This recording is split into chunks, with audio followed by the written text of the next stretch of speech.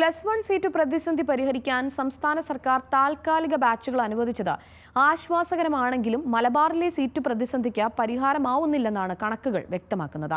മലപ്പുറത്ത് ഒരു അധിക സയൻസ് ബാച്ച് പോലും അനുവദിക്കാത്തതിൽ MSF ഉൾപ്പെടെയുള്ള വിദ്യാർത്ഥി സംഘടനകൾ പ്രതിഷേധത്തിലാണ്. മലപ്പുറം ജില്ലയിൽ അധിക ബാച്ച് അനുവദിച്ചു. എന്നിട്ടും പ്രതിസന്ധി തുടരുകയാണ്. 74 സർക്കാർ സ്കൂളുകളിലായി 120 താൽക്കാലിക +1 ബാച്ചുകൾ ജില്ലയിൽ അനുവദിച്ചപ്പോൾ പുതുതായി ഒരു സയൻസ് ബാച്ച് പോലുമില്ല.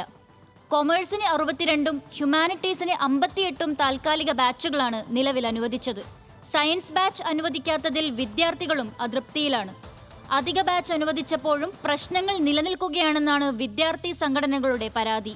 ഇന്നത്തെ സർക്കാരിന്റെ പ്രഖ്യാപനം തൃപ്തികരമല്ല എന്ന് തന്നെ പറയേണ്ടി വരും. 352ഓളം ബാച്ചുകൾ വേണ്ട മലബാറിലേക്ക് കേവലം 130 ബാച്ചുകളാണ് സർക്കാർ അനുവദിച്ചത്.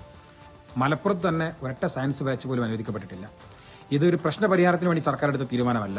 ഈ പ്രശ്നത്തിൽ നിന്ന് ഒഴിഞ്ഞു മാറാൻ ഏറ്റവും കുറവ് സീറ്റ് ബാച്ചുകൾ അനുവദിച്ച് എങ്ങനെ ഒഴിഞ്ഞു മാറാൻ പറ്റുമെന്ന രാഷ്ട്രീയമായ കുതന്ത്രത്തിൽ നിന്ന് സർക്കാർ എടുത്ത തീരുമാനമാണ് ഈ 130 ബാച്ച് എന്ന് പറയാതിരിക്കാനാവില്ല. ഞങ്ങൾ മനസ്സിലാക്കുന്നത് RDDയും അതുപോലെ തന്നെ ഡിയും കൊടുത്തുള്ള കണക്കുകൾ, ആ സമിതി 2 അംഗ സമിതിയുടെ കണക്കുകളും വ്യത്യസ്തമാണ്. എന്നാലും സർക്കാർ 7000 മാത്രമേ കൊടുക്കൂ എന്ന് വാശി പിടിച്ചാണ് മലപ്പുറത്തേക്ക് 7000. ആകെത്തുക പറഞ്ഞാൽ പൂർണ്ണമായി ഒരു സംതൃപ്തികരമായ ഒരു കാര്യത്തിലേക്ക് സർക്കാർ എത്തിപ്പെട്ടിട്ടില്ല എന്ന് പറയേണ്ടി വരും. ഒരു ബാച്ചിൽ 60 പേർക്ക് പ്രവേശനം നൽകുമെന്നാണ് അറിയിച്ചിരിക്കുന്നത്. ഇതുവഴി 7200 പേർക്ക് കൂടി സീറ്റ് ലഭിക്കും. എന്നാൽ മലപ്പുറത്ത് അനുവദിച്ച 120 ബാച്ചുകളിൽ 65 വിദ്യാർത്ഥികളെ പരിഗണിച്ചാൽ പോലും അവസരം ലഭിക്കുക 7800 പേർക്കാണ്. അപ്പോഴും മലപ്പുറത്ത് 1991 സീറ്റുകൾ കുറവുണ്ട്. ന്യൂസ് മലയാളം, മലപ്പുറം.